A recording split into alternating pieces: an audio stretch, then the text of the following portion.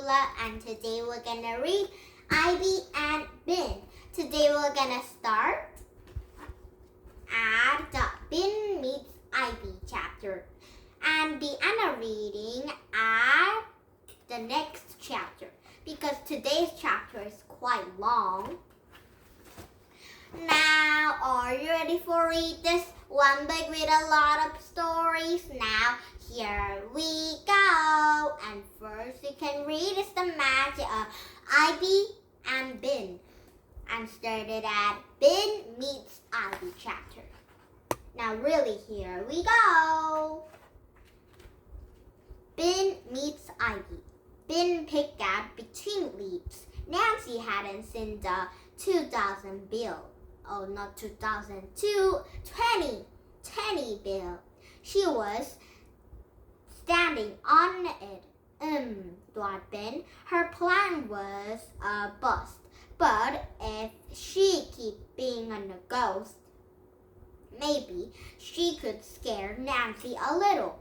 I'm going to wrap my fingers around your neck too, she howled her spooky voice. And I'm going to split in your ear. No, you're not, said Nancy. She sounds scared. She reached into the bushes and yanked Ben out. Stop yelling. That's when he saw the $20 bill. Hey, she said. Where did you get the money? You don't have $20. Then she saw the string. I see what you're doing, burp face. I get this in my money too. Then she picked up the bill and looked at it. You stole my money. I'm telling Mom. She began to pull Ben through the front door. Uh-oh, thought Ben. None of her ideas are working out today. Now, she had two choices. She could go out inside with Nancy and face Mom, or she could run. So Ben fell over to the ground and started to walk. My ankle! Ow, ow, ow! My ankle's killing me. It's sprayed. She held her ankle. Nancy frowned.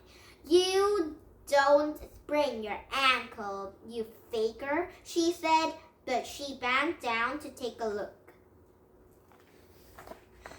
That was a Ben needed. And then she stood up and ran. She ran out of her yard and around Pancake Court until she found herself into the front of Ivy's house. Ooh, you're in the trouble now, Bruns Blue, yelled Nancy. I'm going to tell Mom. Bruns was Ben's real name. And people used it only when they were yelling at her. Ben couldn't help it. She just had to stick her tongue out and say, Pip-Pete! And she just had to turn around and wiggle her behind Nancy.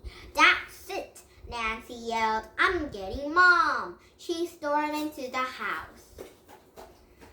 For a moment, Ben felt happy. She loved making Nancy mad. But when Nancy was gone, Ben began to worry.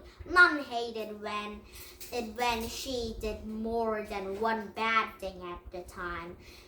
Ben counted, taking the money lying about her ankle, leaving the yard without asking, and wiggling her behind Nancy. 4 things. 5 if you counted pretending to be in the ghost. Ben was going to be in a big trouble. How big? No desert for sure. No videos, no desert for sure. No videos for a week, maybe, but it could be even worse. Her mom might send her to her room for the rest of the day. Ben hated that. Hide. Ben looked up. She had forgotten all about Ivy. Ivy was still sitting in the porch. She had been watching the whole time. She knew that the ghost of Mr. Kill-Off was really been inside in the bush, and didn't expect her to be mad, but she didn't look mad. She looked excited. "Hi," she said again. Thought Ben. Maybe Boring Ivy was right. If her mom couldn't find her, she couldn't send to her room. If she stayed out until dark, her parents would stop being mad and start being worried. Her mom might say, "Oh, my poor little Ben, my poor little baby." Then Dad'd be so happy to see her when she came limping home that they probably wouldn't punish her at all. They might even let her have a second of on dessert. And Dad settled it. "Okay," she said to Ivy. "Where?" "Follow me." Ivy came down to the stairs and slipped behind a bush growing against her house. Ben followed her and crouched down to under light leaves. "No, get up. This is just the beginning," said Ivy. "I'm going to take you to the secret spot." "What is it?" said That isn't it, said Ben. The bush looked pretty good to her. "No, this is the passageway." Ivy pressed her back against the house and egged along. Ben egged along too. There was a scraping her back. Then they have turned a corner and aged some more. Ivy's house was big. "Help," said Ivy, and Ben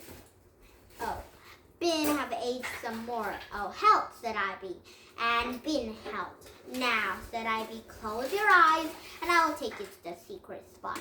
"What? How come I have to close my eyes?" "Because this is a secret," said Ivy. "Duh." Ben couldn't argue with that. Ivy looked like a wimp, but she didn't talk like one. Ben closed her eyes, and she had felt Ivy taken to the elbow, and together they went down to some steps, and the door opened. More steps. Cool, damp air blew into Ben's face. Then they went up some steps. Another door opened.